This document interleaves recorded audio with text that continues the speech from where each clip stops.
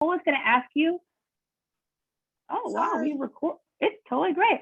So the poll is going to ask you, are you inside of a red community, a blue community, or a purple community? That's sort of like a kind of electoral thing. But that means, is your community mostly sort of Democratic voters? Is it mixed, right? Like I come from Purple State, Georgia, only because we organize.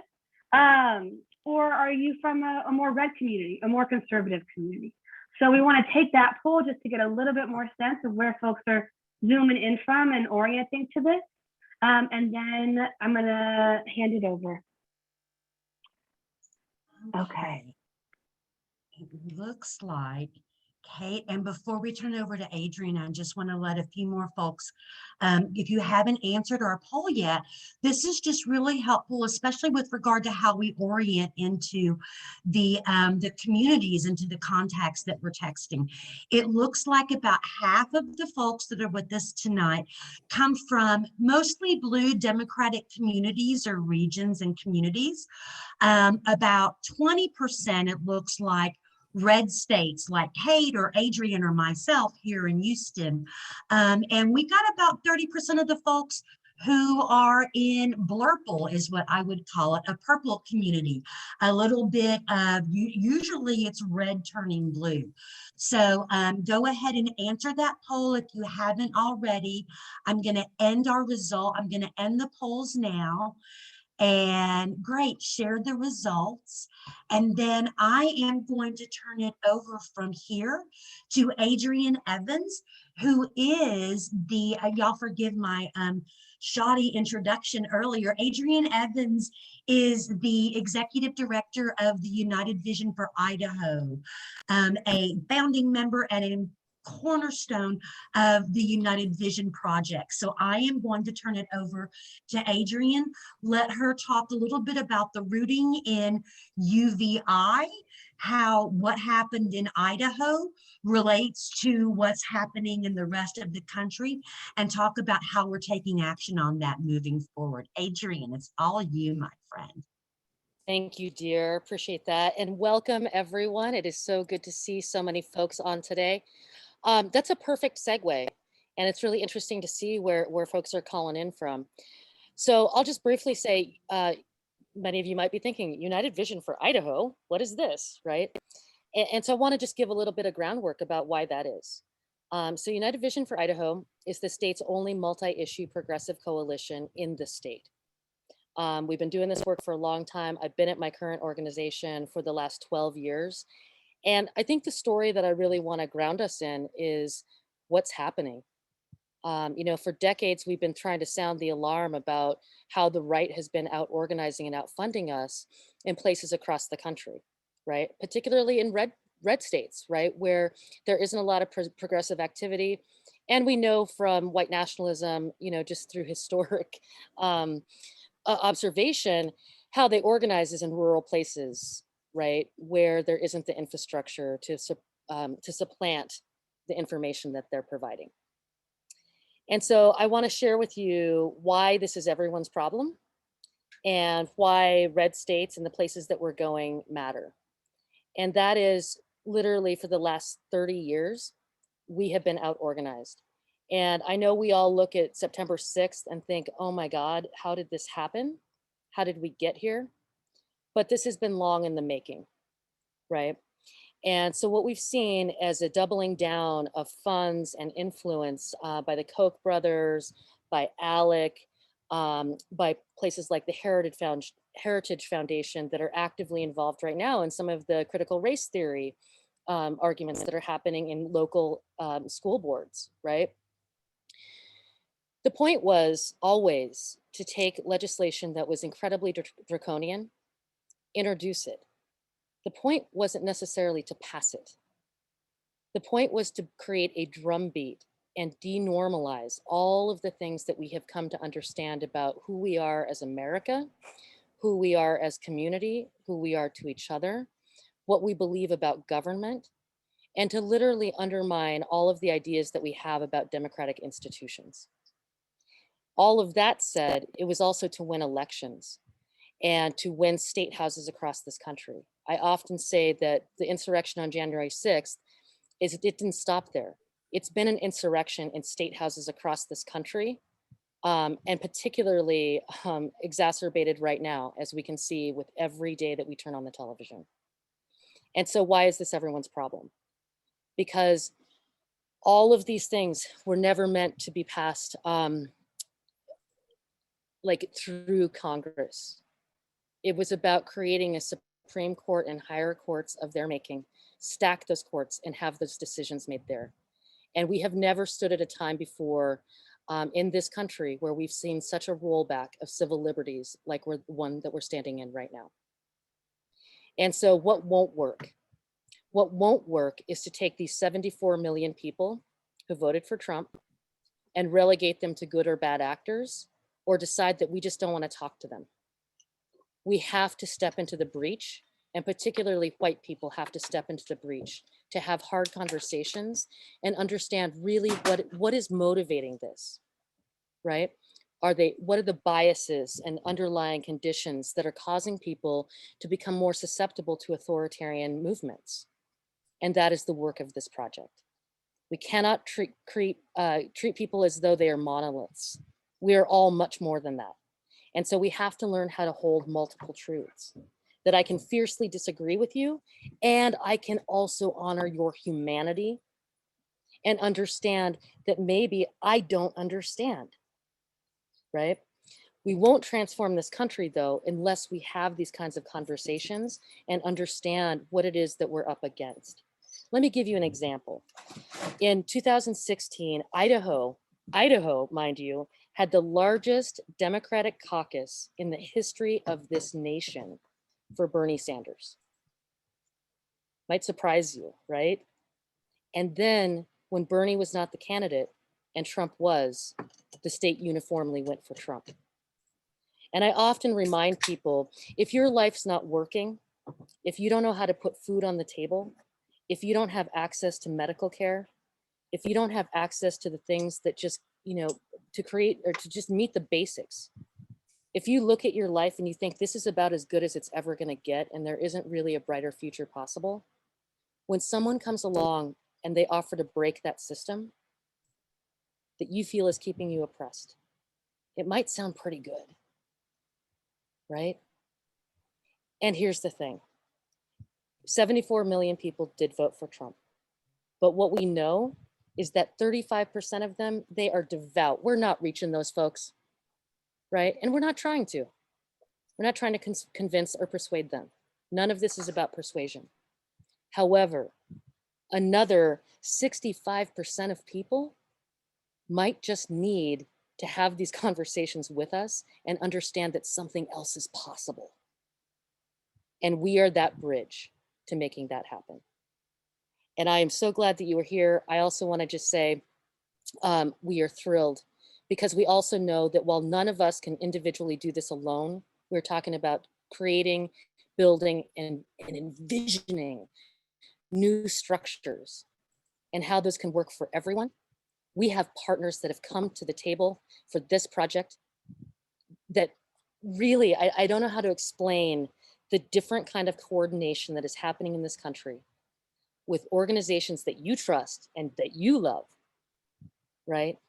To meet this moment together and do everything that we can to make sure that we have a democracy to fight for all the things that matter to us. And those organizations are United Vision for Idaho, the Women's March. Y'all are amazing, amazing, amazing. Political Research Associates, Narrative Initiative, because we got to talk to real people in real time about what really matters, right? And come up with ways to actually communicate, whether it be at the Thanksgiving table or about our politics.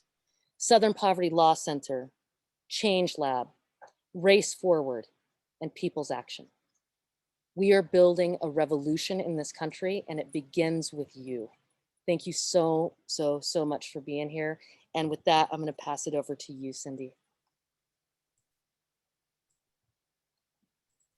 Thank you, Adrienne. It's always a a little bit like being on the mountaintop, listening to Adrian speak. So thank you for sharing that with us. And I see some feedback in the chat. Someone, this is a great strategy. This is a great idea. You're right. We think so too.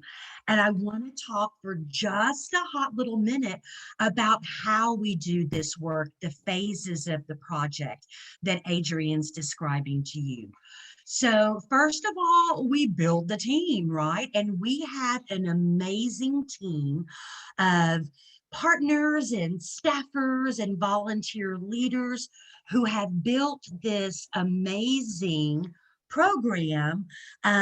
And we are right now in the process of expanding that texting phase of our program.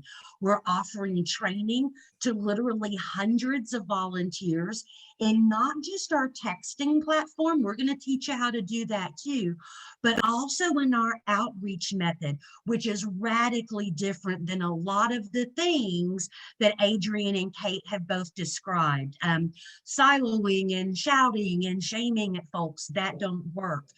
So we're going to train you up in our outreach method to have these hard conversations over text messages. But again, as Adrian just said, in our lives and in our families and in our neighborhoods and communities as well, right? Because Uncle Bob at our Thanksgiving table, we can't respond to him via text message. So skilling up in how to have these really challenging conversations is something that's a really important part of our outreach. And we're going to teach you how to do that. Want to tell you a little bit about the platform that we use in case you're not familiar with it, because we're talking about sending text messages to people, and want to explain what that looks like if you're not familiar with it. We use a platform called Spoke to send our text messages.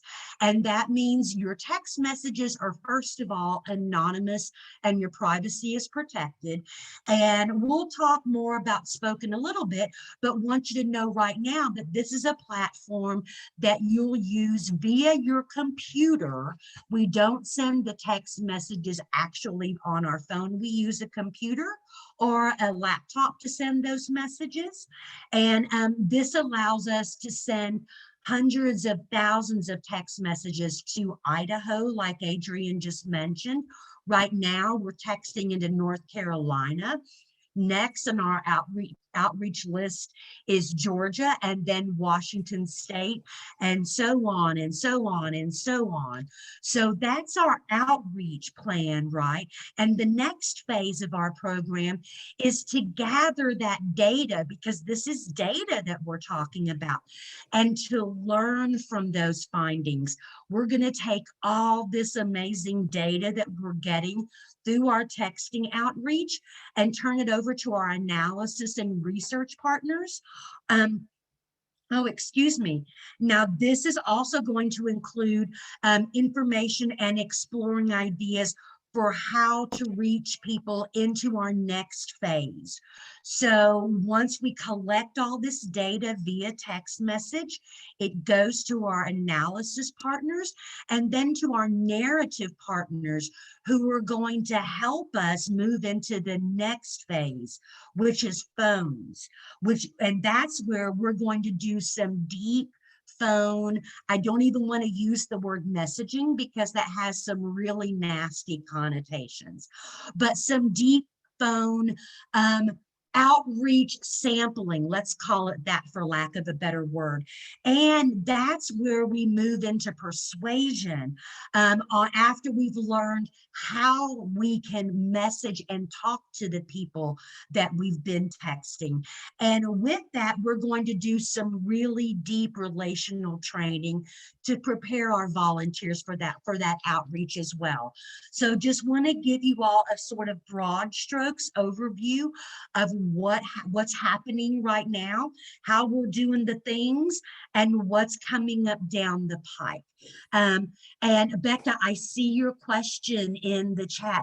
We're going to get to those questions in just a minute. Thanks so much for sharing that. But before we get to our questions, I want to turn it over to Adrian so we can talk a little bit more about the origins of the United Vision Project, and one of our team members, Ellen, to share a little bit about what our outreach looks like. Adrian?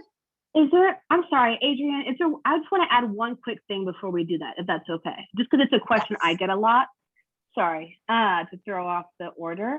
But just coming from a red, now purple state, there's always a lot of national organizations that come in. So just wanted to share with folks a little bit about like, who are we texting and how are we getting those lists? That's just been a question that I've gotten a lot. And so I just want to be really clear and explicit about that. So the way that we're doing that is that we are actually mashing up a lot of different information from 3 different sources. Essentially, the first one is sort of more similar to how lists are pulled for electoral organizing, but it is using what is called sort of the voter file, looking at sort of voter and consumer data, and based on the modeling. That's actually pretty effective in terms of folks that are leaning more towards the right and towards nationalist worldviews based on purchases, etc. The second set of data that we are using is from the Southern Poverty Law Center and their hate map, and the tracking that they are doing of different white supremacist groups, militias, and other organizations, right-wing organizations, Oath Keepers, etc. Right, and so and they have a really sophisticated set of tracking. They were instrumental in the work here in Georgia, right, in 2020. And so that's the second layer. And then the third layer is in collaboration with other local and statewide organizations that are on the ground in the states that we're working in, or that we're texting into. And so those organizations have said, heck yeah, we want you, we need you, and yes, we want that data. And this is where we're seeing different pockets of activity, violence, repression, etc. So just wanted to name that those are kind of like the 3 ways that we are getting those lists, and then we are beginning that first round of attempted contact that way. So sorry to take us off. I just wanted to put that out there. But go ahead, Adrian. No, and thanks for that clarification, Kate, really appreciate that. I mean, I think that where I want to just pick up is, how did this all start? And so I want to just talk about like my experience, our organization's experience, like going to the doors. And one of the things we did, and program is really modeled after this, right, is that we didn't go out with the 1 or 2 things that we were trying to prove, right? We went in with a deeper question about what unites us around our shared ideologies, our values, our self-interests. And so the question we asked when we were at doors, right, was, tell me what hurts. What would make a difference for you, your family, or that of your community? And this program is very much oriented in that, right? I tell you that what we heard over and over is, nobody's asked me in 30 years what I think or feel about anything. But when we started having those conversations, it wound up that we started talking about a lot of things that we all had in common in really red portions of the state. And so I know firsthand how possible this is, right? And how it translated into elections. So this program is oriented very similarly. Our question is, the country is deeply divided. What do you think is causing that? And using curiosity and empathy and compassion, and really asking people, where did you get those ideas? Tell me what you mean. Help me understand better. And it is not persuasion, right? But what we're learning is, what is it that is actually driving this? Is it anti-Black racism? Is it anti-immigrant sentiment? Is it misogyny? Is it a hatred or just feeling so divorced from the political process and government and democracy? What is it? And where are you getting the information that's informing your views? Help me understand. By gathering all of this data, what we're able to do is create topologies and actually figure out strategic interventions for what can we do. How can we inoculate against dis and misinformation? How can we propose policies that actually help us qualify and quantify what news is, right? How can we reach out to people in a different way and have the ability to like hear each other and create on-ramps for 65% of 74 million who saw something different, and that's what they voted for. So I guess I just want to say that, like, when we have these conversations, you may be surprised. Many of our texters are. Now, there will be moments where we don't have alignment, right? But it's sort of like Uncle Bob, maybe, who sits across the Thanksgiving dinner table, right? And says some things that you're just like, I don't know how you can possibly think this, but you still love Uncle Bob, right? This is about building space and value for others, understanding more deeply, and bringing us together as a country about our shared interests and values. It is the only way that we are going to save our democracy. And I kid you not, that is the moment that we're standing in. And it will take each and every one of us standing up to do that hard work. And it's also remarkably easy. Kate, I'm not sure I understood what you meant. Could you tell me more about that? Cindy, you know, I think I might understand, and I never heard that story. Can you tell me, was there a moment that you had in your life that helped shape your thinking around that? If we don't begin to understand these things about each other, we will continue to deepen the divide. And this is the work. And it's, I mean, it's amazing. And you will see how amazing it is. But it's why the country is coming together around this project. And I think partly why you are here with us this afternoon. And with that, I just want to hand it over to Ellen to talk about some of the actual experiences that she has had as a founding member of this project and talking with people around the country.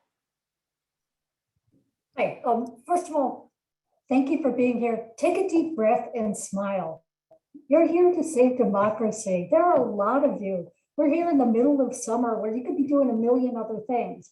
But here you are, walking the walk and doing the right thing. And, you know, give yourself a literal or figurative pat on the back.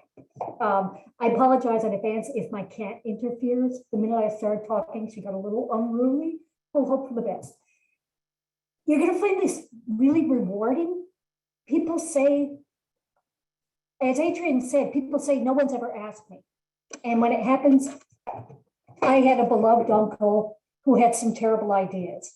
And because I'm me, I would kind of get into it with him at Thanksgiving. And that was just not, I've now learned better ways of doing that. And this is kind of a way for you to have those conversations and learn how to have those conversations and then bring it to your real life. You'll be surprised by how many people with whom you wouldn't expect to have any common ground will actually have a lot, and they will thank you for asking them and for not getting mad at them, for not telling them they're stupid, for not correcting them. Even if they say something really wacky, which, you know what, they will sometimes, you just say, huh, that's really interesting. Can you tell me, you know, more about that? Or, you know, what is your favorite source for information? And, you know, you're just super polite, super civil. And people will tell you things like, you know, oh, two of my friends were at the insurrection and they're on the no-fly list. And isn't that awful? And you're thinking, oh my God, this is pretty intense. Or I had a woman who was actually at CPAC while she was texting me.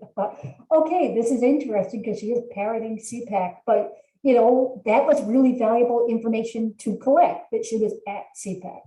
And I will just sum up by saying, you're actually, occasionally someone will say something that upsets you, but remember with a text, you just step away, take a deep breath, come back. The key thing you'll find though is that it will give you hope, because a lot of these people really are going to thank you and say, you know, I wish we could find, like, no one's enjoying this, America being in such a mess. And if we can help people find a way to come back to normalcy by talking and sharing and finding out how they got where they are, I think, you know, maybe America can be fixed. And with that, I'm not sure, I will pass back to Cindy, I guess. I'll take There it, you go. Ellen. Thank you so much. Ellen is one of our amazing UVP team leaders, and she is an incredible asset to this team.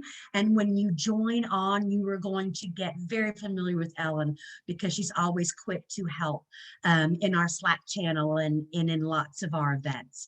So let's cut to the chase. What's the ask? What can you do? How can you plug in? You're dying to know, right? This is what we're asking, friends. We're asking you tonight to join our texting team. We have our very next training and texting session because it happens all at the same time. Training and texting is next Monday, August the 16th at 6 p.m. Eastern Time. We're going to give you so many things to be successful. We're going to train you on the Slack and on outreach. We're going to give you amazing tools and resources, and we're going to give you a ton of support because this ain't easy work, friends, no kidding, but it's incredibly important and it's incredibly gratifying. And nobody here, I just know it, no one here has ever shied away from something just because it's not always easy, right? That's not who we are. So we're going to give you all these tools and training and support to do this work. You're going to come to our training session and you're asking yourself right now, because I can hear you thinking over the Zoom, how do we do these things? I'm here to tell you. We use the platform Spoke. Remember, we mentioned Spoke. That's the platform that we used for our election texting. And if you all did any texting with any election candidates or for any organizations during the cycle, there's a chance that you use Spoke or a platform just like it. You send those texts from your computer, not your phone. So don't worry, there are no charges for sending via your phone. And remember, we're going to train you how to do that. Once you get signed in and logged into our platform, we'll show you how to get the contacts, and then you can text on your own schedule whenever those texts are available. And that's a pretty wide time. It's like 9 to 9 Eastern, 7 days a week. Repeating again, all you need to text with us is a computer and an internet connection. Don't need data, don't need a phone, and you are going to have a can-do attitude. I have to say that because it really matters. We want you to be able to come into this feeling like you're ready to be successful and you're ready to do the work. Now, we're going to give you support through a ton of training and our resources like we mentioned. We've got texting guides and short texting guides for you. We've also got different ways for you to reach out for support, whether that's via Slack or whether it is through our debrief or through our office hour session. Lots of opportunities for you to get support. And we're going to share videos with you when you sign up for our training. We're going to share some videos with you when you sign up. You'll get an email that will have a link that will show you how Spoke works if you're not familiar with it, and the same for Slack. So we're going to prepare you and equip you for success so you can do all these things. And it's really important to mention here that our team is a team of volunteers who started off texting just like you all, but they have expanded their roles on our team to take on leadership roles in all sorts of ways. So if you're interested in that, that's something that's important to us as we build our team and as we build our outreach. We need folks. We want folks who are looking to step up and do more roles and take on more responsibility as well. Do we want to, I think we've got time to play a clip from Rinku now. Do we want to go ahead and play that clip from Rinku? I see Adrienne shaking her head. Okay, you guys, if you all will bear with me for 1 second before we get to your questions, we want to share a video from one of our partners, Rinku Sen, who is with the Narrative Initiative, and it really speaks mightily to how we do the work and why we do the work. And then when we finish that, Spoke does work on Firefox. Chrome is best, though. I just saw that roll through the chat. After we share Rinku's video, we'll drop the link for you all in chat so you can check it out as if you like on your own time as well to go back. So 1 second while I do the screen share toggle. Hold on, my friends. Okay, can you all see my screen? Let me get sound. You know, what Adrian was just saying is that there's many parts of the country where people aren't kind of hearing from both sides in a way. There's really only one side presented. So, you know, that would mean that there's a whole half of the country that our movements aren't reaching. And something that you've said is that people know when they're being messaged. So there's a danger in some of our messaging work is what I get from that. And that think tanks and philanthropy-based narrative initiatives, that they often roll out too late, and that they're not really speaking to people that we're not used to speaking to. And so how are you, alongside others, identifying what we can move in the country and how we can truly ask people what matters most to them in a way that we can hear it? I think a good place for me to focus might be on just a little bit of definition, what we're talking about when we say narrative. what is that exactly? And where I see some of the hard work that's in front of us to change it. So in my work at Narrative Initiative and thinking about long-term shifts in the ideas that people hold and the ideas that are popular and the ideas that folks will act on, you hear the word messaging a lot. It almost never comes up in my work. Message is like the least thing to figure out after you have done a bunch of study and strategizing that starts with your audience. Doesn't start with you, but with your audience. If there was one shift I could get all of us to make after this panel, it would be to, when you're thinking about communications, don't start with what do we want to communicate, start with who are we trying to communicate with? Because we can say a lot of different things in language that works for us, but if we want to grow the base, if we want to recruit more people in our direction, if we want to have on-ramps to progressive action, and not just for white people, but for everybody, and not just to benefit people of color, but to benefit everybody. If we want those kinds of on-ramps, we really have to stop thinking that we know best how to talk to people. We do not. We know best how to talk to organizers and scholars and policymakers. But in fact, we have a lot to learn about talking to everyday people about real life things in real language, in real talk. And I think one of the things that our movement really needs to have more of is a way to test how the things we say land on people. We test in real life by measuring what happens when we're on the doors or on the phones or doing a project like this. But there are other ways to test also that, like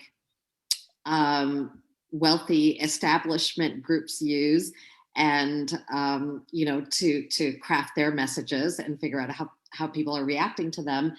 And some of those tools we could replicate. Some of those tools we wouldn't want to replicate, but we need to be able to say why.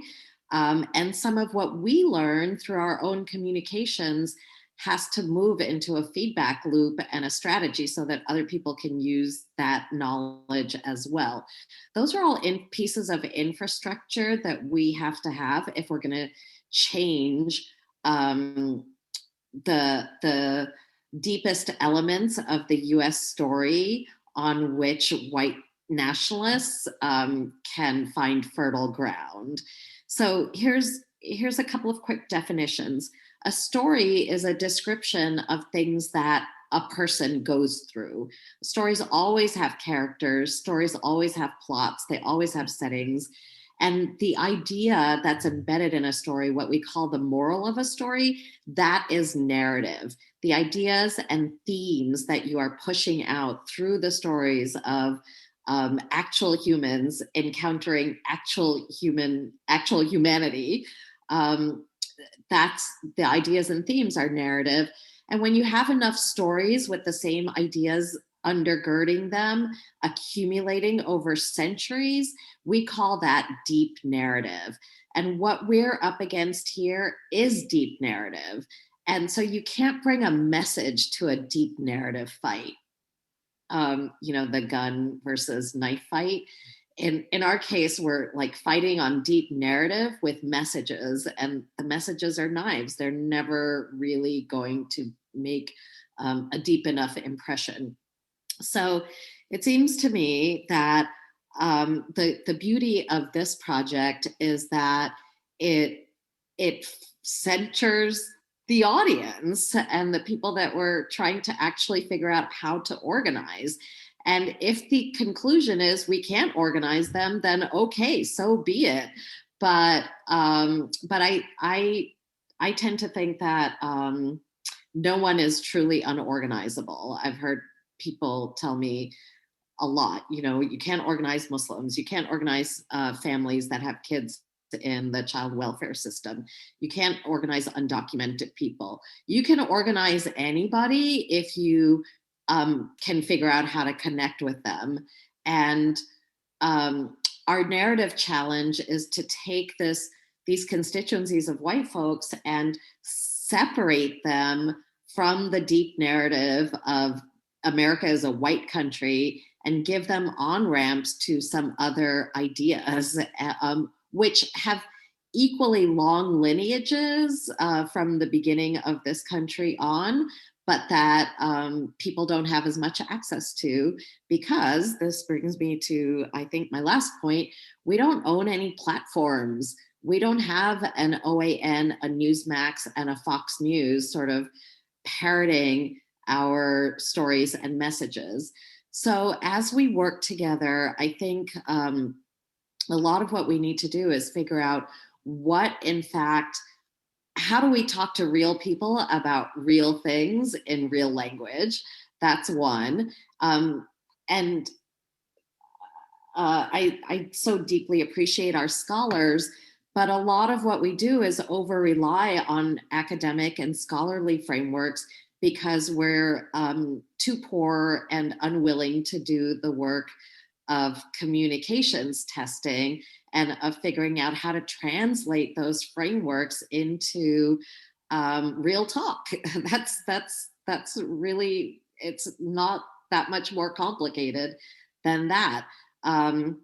So I think what's in front of us is looking at the content and what people are concerned with, but also how are we going to continually test a set of stories that might have some deep narrative function, that might be able to start interrupting deep narrative. And how are we going to get those stories out into the world? What are our platforms going to be? Maybe our platforms are the phones and the doors. I don't know. But those are two things that like none of us would ever be able to figure out by ourselves in our individual organizations. We have to do it through a combination of action and storytelling and really rigorous measurement of how that all goes, so that we're not just continually feeding our own fantasies, that the words that feel good to us, the stories and ideas and themes that feel good to us, are also persuasive to all the people we want to reach and on ramp. Okay. Let me, there. Hi, everybody. So I really, really, I appreciate that. Oh, look, hold on, y'all. Sorry. Apologies, friends. That rolled right into another video. Apologies. Sorry about that. But what I wanted to say really quickly about Rinku before we open it up to questions was what Rinku says about focusing on our audience is so powerful and really resonates with me. And so does the part about messaging not working. We are not here to deliver messages, you all. When was the last time you ever changed your mind because somebody told you you were wrong? So I'm just going to leave that thought with you all to mull on. And then I think we want to go ahead and open it up for questions now. I know that Marie and Ellen and Anne have been doing a great job answering questions as they roll through the chat, but just want to give a space for everyone to make sure they got their questions asked. If you would like to speak now and bring your question forth, then please raise your hand and we can go ahead and unmute everybody. We'll do a quick, exactly, Rachel, shaming don't work for nobody. So let's go ahead and take some questions. And Anne, Ellen, and Marie, if you all saw any in the chat that would be helpful to either raise on mic, then please bring those forth for us. Let me see. I'm looking for hands. Need to pop off. Goodbye, Sarah. I'm looking for hands. I don't see. Susan Graham has a hand raised. Susan Graham, my friend, please unmute yourself and bring your question. Thank you for the lovely introduction, Cindy. Hello, Miss Evans from Pennsylvania. My question to you is that although Idaho is not far from my home state, but I wonder if there's like another familiar project from in my home state as well, because I feel like, man, I need to get in there and school these young Keystoner. Let's a little too about the feminist activism that I deal with since my days. That's a great question, Susan. Thank you for asking that, and other people will have that question too. We are not in Pennsylvania right now, excuse me, where Susan is calling in from. We are moving from North Carolina. We texted into Idaho, just a quick recap for friends, texted into Idaho, completed Idaho, currently texting into North Carolina. Will roll into Georgia and then Washington State. And that is as far as our expansion is planned right now. But Susan, we take your point. This is a problem that exists nationally in lots of communities across the country. Adrian, did you want to speak to that anymore? Yeah, no, Susan, thank you so much for the question. And I hear you. Thank you so much for being here. Thank you, ma'am. Our goal. Appreciate it. Oh, no, thank you. Thank you. No, our goal is to go where we need to go, like wherever we see this. And also, let me just say, the other goal is to provide all of this information to groups that are working on the ground, wherever. So even if we aren't rolling into Pennsylvania right now, please contact us, right? We will get you the information that we're getting because it will help nuance language. And we particularly want to make that available to Black, Brown, Indigenous communities that are organizing on the ground in their own areas so that we are taking the brunt of this and it doesn't fall historically like it has to BIPOC communities. But yes, we want to raise the funds to do this everywhere where it's a thing. That is currently the slate. But please keep reaching out and let us know how we can be supportive in your area. Absolutely, Ms. Evans. You are the true radical supreme, like me. You just got a badge of honor. Thank you very much. want to say really quickly, and if you have a question, please raise your hand or drop it in the chat. But I've seen this roll through the chat a few times. Our next open house is Thursday, September the 9th at 5 p.m. Eastern time. Our next training is next Monday, August 18th at 6 p.m. Eastern time. And we know that time is inconvenient for some of our West Coast friends. And we are working on adapting a training protocol that introduces sometimes and includes sometimes for our friends who live in the Pacific time zone, because we know that it's not always convenient. And we send our love and our light to you folks on the West Coast, and we will ask for your grace and patience as we work that process out. But please know that we see you and we hear you. And I see Rachel has a hand raised, and Benjamin, I'm going to put you on stack behind Rachel. So Rachel, if you'd like to unmute and ask your question, Benjamin can go next. I just want to say, first of all, thank you all very much for coordinating this. If I understand correctly, so when we're doing the texting, we're essentially gathering data and information that's going to be going to the partners for the analysis to kind of see where the issues are, right? And Exactly. The talking points. So this is really a data gathering. And so will we be filling out forms someplace then when we're doing this texting that we'll be reporting? Great question, Rachel. And Benjamin, you're next. Renee is behind Benjamin. If a moderator could help me keep track of stack, that would be super helpful. Rachel, and God Almighty, your question just flew out of my head. Please repeat it. I'm so very sorry. Just that last end of it. No worries. Is there going to be somewhere where we are reporting the data that we're gathering?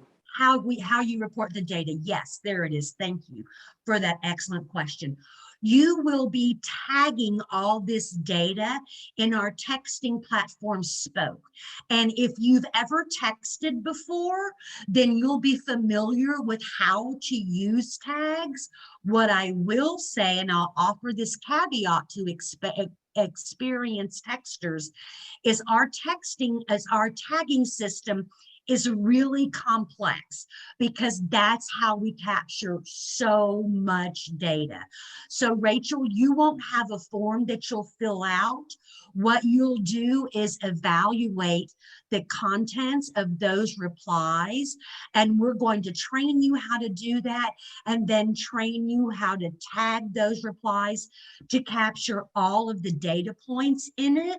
And we're also going to give you some resources to help you do that, so you don't have to keep it all in your head, because it's a lot.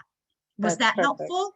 Yes, one more question. I wanted to ask Kate Shapiro, when she was going through talking about the different databases that you pull from for, determining who you're going to call, she listed 3. Could someone put that in the chat again? I was just curious for informational purposes of my own. Great. Oh, Yeah. All right, If somebody thank you. could drop that information for Rachel in the chat, we will roll to Benjamin, and then I see Renee is behind Benjamin, and Lois, I've got you on stack behind Benjamin. That sound right, y'all? Okay. All right, Okay. Benjamin, yes. So my question is, people are going to find it really weird to receive a text out of the blue from a stranger asking about their, their lives and beliefs. How are we starting these conversations? What are we saying about who we are and why we're doing this? Another excellent question. Adrian, I see you waving. Are you itchy to jump in on this? Yeah, I got this one. Come on. Yeah, it's kind of amazing, right? Here's the thing. Part of how we built this program, right, was we were going out with those questions like, what hurts? What makes a difference? And we were getting less than 1% of people opting out, and having hundreds and hundreds of thousands of conversations. So it really told us how important and critical this component could be, especially in places where people feel so isolated and alone. Our question is, the country is deeply divided. What do you think is causing this? And then we go into, you'll have a whole set of tools to help navigate those questions in real time and in real speak, like Rinku was alluding to, right? And all of those conversations then get downloaded for narrative analysis. Yeah, I get that, but first we have to say who we are, don't we? Yeah, so you're just a texter. I'm just a texter from United Vision Project. I'm reaching out. Our country is deeply divided. And I'm wondering what it is, genuinely wondering what it is that you think is causing this. Okay, so they'll basically think that we're a polling organization. You know, I understand the skepticism, but honestly, it's quite remarkable how many people are responding. So even in this campaign where we're reaching out to this audience, we have a very, like a standard response rate for any other texting campaign. Okay, thank you. Yeah, thank you for the question. Great question, Benjamin. Thanks for the answer, Adrian. I see Renee's on stack, and then we've got Lois behind her, and Rachel has, do you have another question, Rachel? After, okay, all right. So let's go Renee, then Lois. Renee, can you unmute yourself, please? Oh, where'd she go? Oh, no. Renee? Renee, you're talking, my friend, but we can't hear you. So I'm going to ask you to click the microphone button at the bottom. There you go. Yeah. Got it. Come on. What is the difference between the training and the open house? Great question. This is the open house, and this is where we're talking about what our project is, what the program is like. The training is we're going to get into the weeds and nuts and bolts and teach you how to use the things and do the things. Okay, thank you. Sure. Lois, I see you're next. Please ask your question.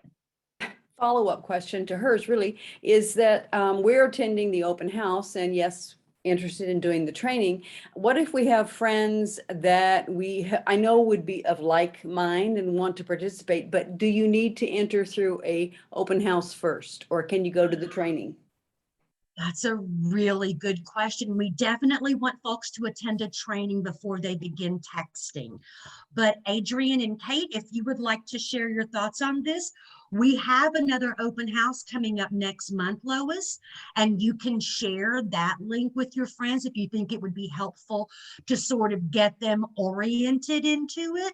But if you'd like to share the training link, what are our thoughts on this? I want to tread lightly. I want to make sure that we get everyone the information and the access that they need to do the work. I mean, we would love to see everybody, you know, I guess virtually. It feels like in person at this juncture, but we would love to see y'all at these moments. But we also have a lot of things that we can send to provide, like, you know, a copy of this, and things that would help prepare people if they just want to start joining at the training. And then you don't have to feel necessarily compelled to start texting that day. We also have support chat rooms and other vehicles to help, you know, build people up so that everybody gets familiar with the process and has the support that they need. So I saw you recording this session. Will that be available maybe? Yeah. You can share all of this with your friends. I think what I would just caution against is like people coming to the training and being like, what is this? Like, we don't have the time or capacity to do that. So I think if they have some baseline of like context and will, then all are welcome to jump in the deep end with us, of course. Okay, thank you. Yeah, great question, you know, Lois. And Cindy, that might be an opportunity to talk about office hours for people who are interested and have some lingering questions. Yeah, I see Mary Ann has her hand raised. So Mary Ann, I'm gonna ask you to hold that thought for 1 second and we'll circle back to it. I don't want to bog you all down in too many links or too much information, but we do have layers and layers of support and help and guidance for you while you're texting. After you've been trained and you're sending texts with us, you can ask questions in our Slack channel, and you'll get information on that once you sign up for a training program. You also can sign up for our debrief, which is a space that happens after after a training program, where volunteers can come on to get some additional tools and tactics, and also share their experience and get a little bit of loving and some support. And we have another layer of support called office hours. And that's an opportunity, and we'll have all that information for you forthcoming as you get into our program. But office hours are a chance for you to pop on a Zoom just like this one with your question and say, hey, how do I do this thing? Or, hey, I got this really whacked response. You can jump on and jump off and get your question answered and then duck out, or you can hang around and listen to other people, because that's a great way to learn for lots of folks, is to hear other questions and other answers as they're brought forth. Someone's going to march for Xanax. Melissa, I don't even know what that means, but I feel that, my friend. So I want to make sure Marianne has a question, and I want to make sure that we have the links in the chat. So if we could drop that next training link and make sure that folks know what it is in the chat, y'all go ahead and start signing up for that now. And I can watch real time, y'all. I can watch you sign up. I've got the registration link opened up. So as you're clicking, I can see you signing up, and we need to get more folks signed up. I see Marianne has her hand raised. Marianne, would you like to unmute yourself and ask your question, please? Hi, this is my dog who's afraid of the thunder, so excuse me. The question that I have is, do we have to sign up via chat that we want more information? Are we going to get a link to this Zoom recording and the chat? Are you going to send all of that? I have a friend who may want to be involved, but I don't know that she's going to wait a month. Yes. So I would like her to be able to have options of whether she's going to wait, get involved so she can be at the training, or whether she's going to wait a month and do it, because she's in New York. I don't even know if you're going to New York, but she's concerned about all of this. So yes, the short answer, Marianne, is yes. We are going, you can sign up for our next texting session right here, and our friends are dropping those links in the chat. But you're also going to get an email, Marianne, that has that registration link. And we're also going to make sure that you get a copy of the recording of this open house, so you can share that with your friends as well. Was that helpful? That's helpful. And you don't have Florida down, but I've got a couple of small organizations in Florida that may very well, I can send it to them also, and they may very well want to hook up. So that's another way I can get that to you. That's amazing, Marianne, and we're definitely going to connect about that. Kristen, I see your hand raised, and we'll get to you in just 1 second. But I want to clarify a point that Marianne brought up. I want to make sure everyone understands that while we're texting into North Carolina right now, and Georgia's coming up next, you ain't got to live in North Carolina or Georgia to send those text messages. I'm sending them from Texas. Our outreach is national, so you don't have to be a resident of the state or the community that we're texting into. Let's see, I see Kristen has a question, and Nancy, I see your hand raised, so I'm going to put you on stack, which is Zoom, for your next. How's that? Kristen, would you like to unmute yourself and ask your question or share your comment, please? Yes, I just had a quick question. I was surprised that Washington State comes after Georgia. I live in Western Washington State, and I'm wondering how the decision came about for Washington State. I mean, we're pretty blue on the west side, but not on the east side. So, Adrian, that's all you. No, it's all me. Yes, Kristen, thank you very much for the question.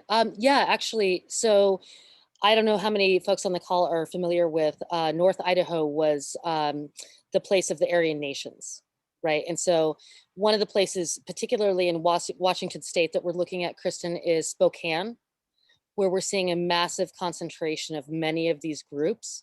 And so often West Coast gets left out of some of these kind of projects. And it's very important to us that what we are gathering tell the full story, right? And also understand if there are regional differences. You know, what is different about Georgia, or maybe not, than what's happening in North Idaho and Spokane and some of those areas. But it's also in deep collaboration. You may be familiar with Western State Center, or some of the folks that we've been working on this for many, many years about how to fight the right. And so that partnership is also increasingly important, and the way that they'll be able to use this information, just gathering this from that area. Right. Thanks, Adrian. Was that helpful? That was Western State Organization? Western State Center. Center, thank you. Thanks, Adrian. I see that. Let's see, Nancy, I believe, is next. And then Kate Thurston, I see you in the chat. I know that you're struggling with the Zoom hand, which can be tricky. So Nancy, then Kate Thurston. Thank you. I'm from Washington State as well, so I'm familiar with that. But my question was a follow-up question back to Benjamin's question, which is, so we're going to be given a script. Is that correct? You'll. Oops, I can't hear you. Yourself, Cindy. So sorry. I'm sorry, y'all. Nancy, that initial text will be scripted, and it will be the text that Adrian described to Benjamin, which basically asks, says, I'm a volunteer with UVP, and what do you think is dividing our country? That's the only scripted text. From there, your communications will be very natural and organic. We will provide you scripts, but we will provide you guidance on how to reply to those, how to respond to those texts, and how to ask some really probing questions to get to the meat of the data that we're looking for. Great. That was very helpful. Thank you so much. Sure. Okay. Kate Thurston, where are you?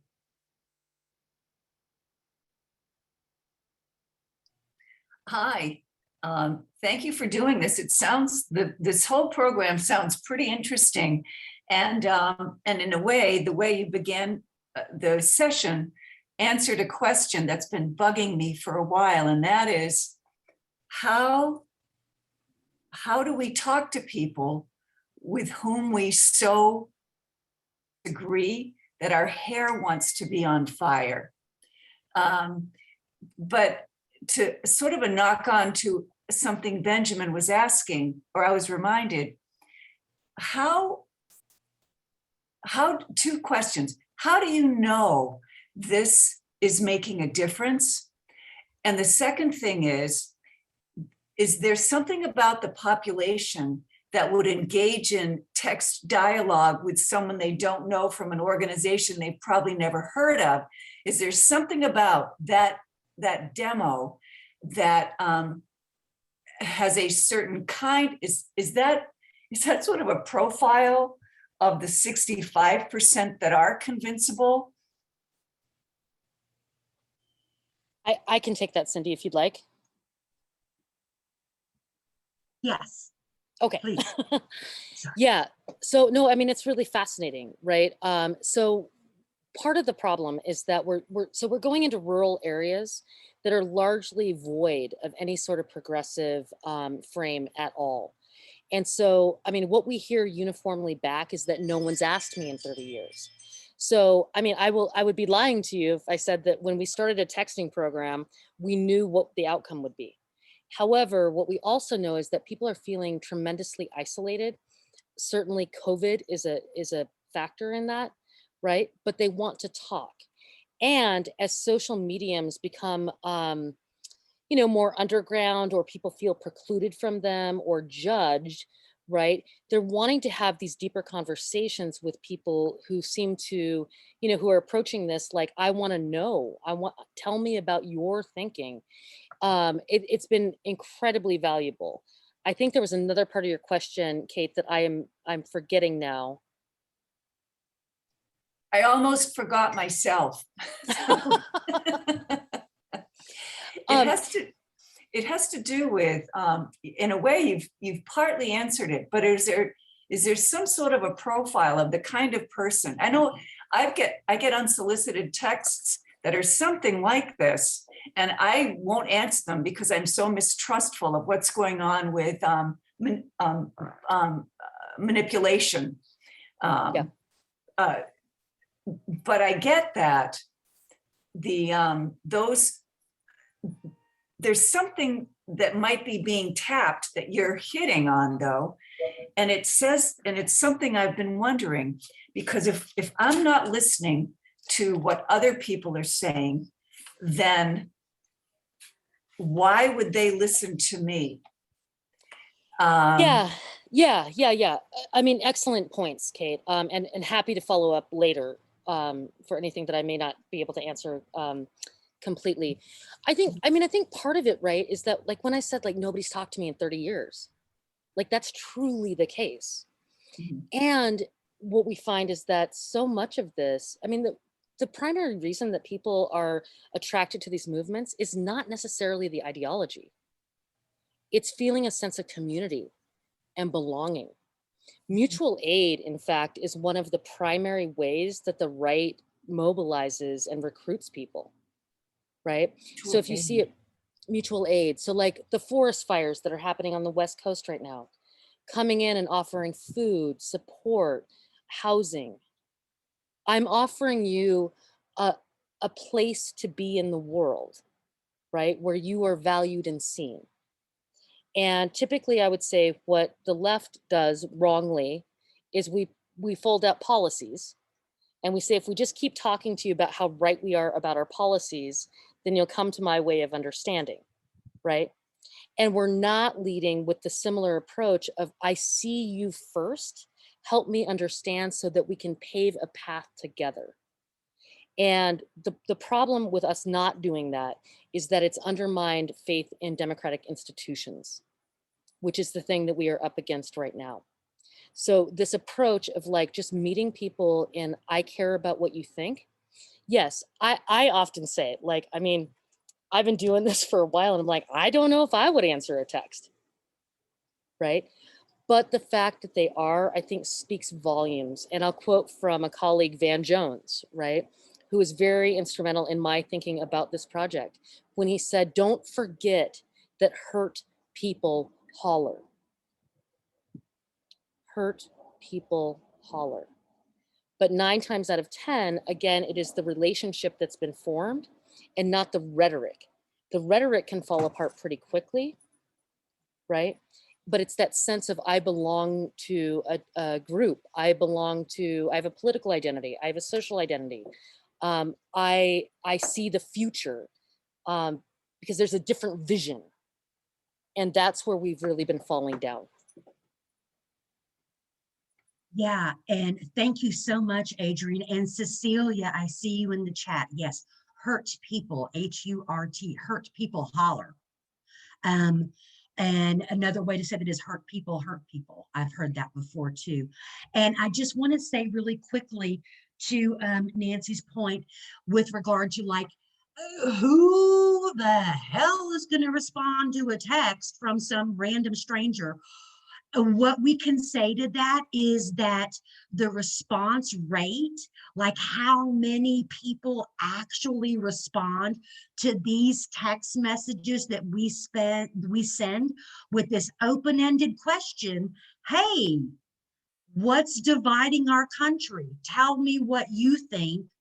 That response rate is no lower than any other response rate we have for other text messages we send for, like, elect this candidate or sign this petition. So our response rates, we have to cast a really wide net, right, to get a handful of people to respond to any text message. But this outreach and this text messaging outreach is no different in that regard than any other text messaging outreach campaign. Does that make sense? And is it helpful? Okay, friends, I see that we are so past time, and I want to have respect for your time and want to make sure that you all get back to your evening, but I didn't want to leave anybody's questions unanswered. So last call for questions, friends. Speak now. Or hit us up in Slack or emails. Yes, hurt people holler. That's exactly right, Celia. I wanted to say one thing, Cindy. Yes. I just want to say one other thing. Just a wrap up, and then I know Adrian's going to wrap us up. But I think that the piece that Kate was raising, good name, by the way, love that, actually like speaks to the fact that like we're talking to a set of people that like progressive communities have not talked to, right? As well, and that's similar also in terms of many other like undocumented and Black communities. Like one of our sister organizations called Mi Gente actually ran a really, really rigorous like Latinx voter outreach in 2018 here in the state of Georgia, as well as federally. And everybody was like, it's not gonna make any difference. It's not gonna make any difference. And like the increase in like Latinx or Latina outreach in the state of Georgia, because they were talking to people and listening to them, increased by around 200%. Right. So just to say, like on all sides of our political spectrum, we have so much work to do and so much opportunity in terms of being able to break isolation across the left, right, middle, center, what have you, and be able to get out of the sort of rut of just talking to the same little inner circle. And what we're finding is that there are shared conditions, right, across our different communities, as well as a shared hunger for a different way. So just feeling really excited about the ways that inside of our organizations, we're actually talking with similar methods to a variety of different communities that we know we're going to need to be able to bring about the liberation that our country so desperately requires. So just wanted to say that. I want to jump in and ask another piece of the question. And you started it by saying that some things that the left have not done correctly in its policy. One of the things that I would like to know, I get polls all the time from the Democratic Party, and I fill them out, and then they want you to donate.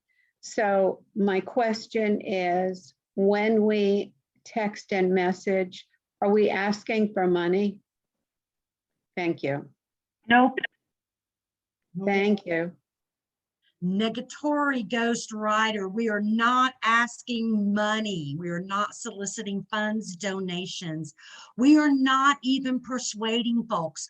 It's worth saying again, this is not a persuasion campaign. This is a listening and learning phase of our campaign.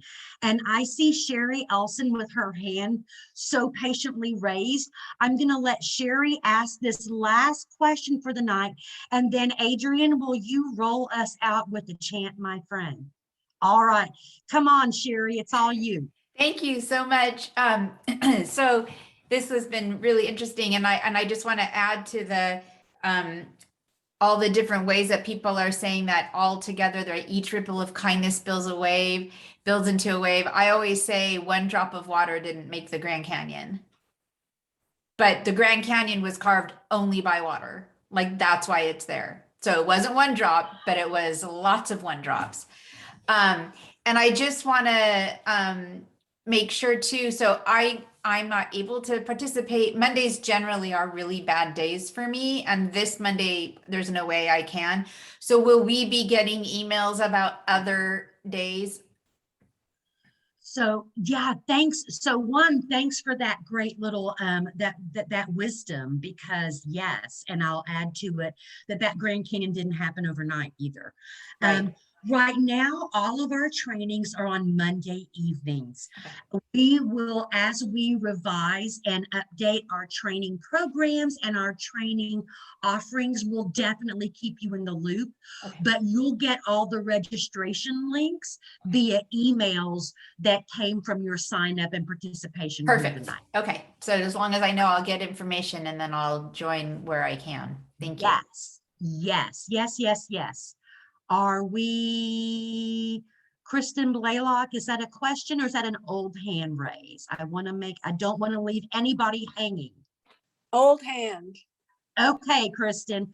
All right, well then I am going to turn it over to Adrian and I will say a quick thank you for your time, and I will encourage you to join our next training session, which we have dropped repeatedly in the chat box. Copy that link, click that link, and sign up. And with that, thank you again. And Adrian, please lead us out with a lovely little chant or a cheer, would you? Oh, okay. So I need you all to help me, right? COVID's been hard on all of us. And one of my mats, I was just sharing with Cindy that my whole family teases me about not having rhythm until apparently I have a megaphone. And I have not been able to be like in the streets like I typically am, like leading marches. So I'm going to need your help. And I want to preface this closing with one thing. A reminder of the term ally, right? Ally is a verb. It's not a noun. It's not a label that we place upon ourselves. It's the work that we do in the moments that need and require us to stand up, to stand boldly, and to stand together, to do the things that need to be done. And this is our moment. This is our moment to come together as people who believe that a different world is possible when we do, that believe in a world that we can fight for and advocate for, but we got to have the democracy to do it. And so I am going to ask you to help me with a chant. Okay, I'm going to ask, tell me what democracy looks like. And you are going to say in perfect unison, this is what democracy looks like. Or rather, let's change that. I am what democracy looks like. Oh, yeah. Okay, so I'm going to say on the count of 3, tell me what democracy looks like. And you're going to say, I am what democracy looks like. Everybody ready? Y'all unmute your mics for this. Come on, Everybody, now. yep, thank you, yep. Everybody ready? Yeah. Okay. Tell me what democracy looks like. I am what democracy looks like. Okay, no, we're gonna try. We're gonna get this down. Do it again. We are a unifying team. Ready? Tell me what democracy looks like. I am what democracy looks like. Oh my God, I don't even know how you top that, but let's try it one more time, just so that we hear each other. Okay. Loud. Tell me what democracy looks like. I am what democracy looks like. Yes, you are. Thank you you all so much for being very here. much for joining us. We are sending you out into your evenings now. Please log off this Zoom call and get back to your fabulous lives. We thank you, we appreciate you, and we hope that we'll see you Monday. Y'all grab that link and sign up to join. Bye, everybody. Thank you for all you do. Thank you. Thank Thank you you. all so much for all you do. We're so grateful to everyone here. Night, everybody. Good night. Y'all Thank go you. on and go home. You got lives to get back to. Good night, everyone.